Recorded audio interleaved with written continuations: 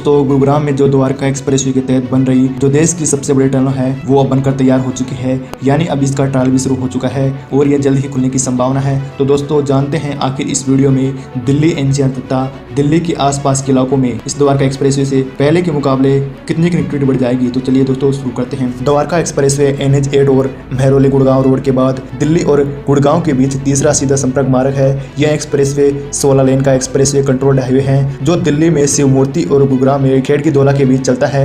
यह expressway 18.9 kilometre हिस्सा गुरुग्राम में है और बाकी 10.1 किलोमीटर हिस्सा दिल्ली में है। यह एक्सप्रेसवे आधुनिक इंजीनियरिंग प्रतिभा का एक उल्लेखनीय उदाहरण है, जिसमें से 8 लेन का ग्रेड सेपरेट मार्ग 3 लेन की सर्विस सड़कें हैं। प्रमुख चौराहे पर कई क्रॉस रोड और अंडरपास और बहुस्तरीय इंटरचेंज भी है। यह परियोजना 9,000 करोड़ रुपए की लागत से बनी है। 29 किलोमीटर लंबे द्वारका एक्सप्रेसवे के चरण 4 का हिस्सा है जो दिल्ली के महिपालपुर से गुरुग्राम के खेड़की दौला तक जाती है। द्वारका और आलीपुर जैसे क्षेत्रों को आवाजाही में काफी आसान बनाएगा। यह नया लिंक भारत की सबसे लंबी और चौड़ी शहरी सड़क सुरंग है जो 5.1 किलोमीटर लंबी। इस सुरंग में 2 खंड बनाए गए हैं। एक मुख्य सुरंग 3.6 किलोमीटर की है जिसे 8 लेन का बनाया गया है और यह द्वारका एक्सप्रेसवे को IGI हवाई अड्डे से जोड़ती है और 1.5 किलोमीटर लंबी सड़क है जो 2 लेन की है और यह द्वारका एक्सप्रेसवे को NH48 से गुरुग्राम की ओर जोड़ती है। यानी द्वारका एक्सप्रेसवे के दिल्ली भाग में जो बनाई जा रही NHI के एक अधिकारी ने बताया है कि यह सुरंग से संबंधित सभी बिजली, मैकेनिक और सिविल कार्य पूरे हो चुके हैं। कम से कम 3-4 दिनों का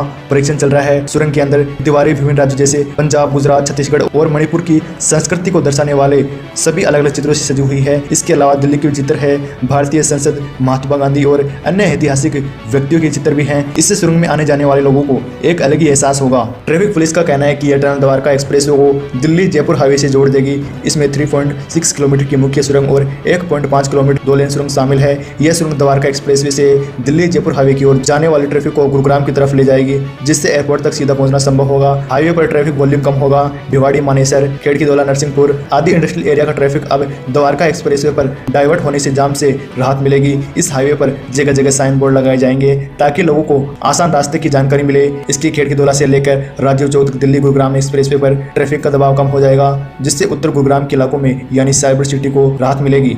इसका सबसे अधिक दबाव गुरुग्राम के सैरोल बॉर्डर पर है। यहाँ 3.5 लाख से अधिक वाहनों की आवाजाही हर दिन होती है और अब इस सुरंग के बाद इस टोल से द्वारका की ओर जाने वाला ट्रैफिक महिपालपुर चौक के निकट के बजाय पहले ही टनल से निकल जाएगा। ट्रैफिक पुलिस द्वारका एक्सप्रेसवे को ट्रैफिक निकलने के लिए लोगों को जागरूक करेगी। दिल्ली जयपुर हाईवे पर खेड़की दौला टोल से हर दिन 90 से 95,000 ट्रैफिक वॉल्यूम है। यह ट्रैफिक भिवाड़ी, रेवाड़ी, मानेसर, खेड़की दौला आदि से आता है। यह वाहन सरफोल टोल पर आने के बजाय खेड़की दौला टोल से पहले ही द्वारका एक्सप्रेसवे के रास्ते दिल्ली के महिपालपुर तक पहुंच जाए तो कम से कम इस हाईवे पर सैरोल की तरफ जाने वाला जाम होगा।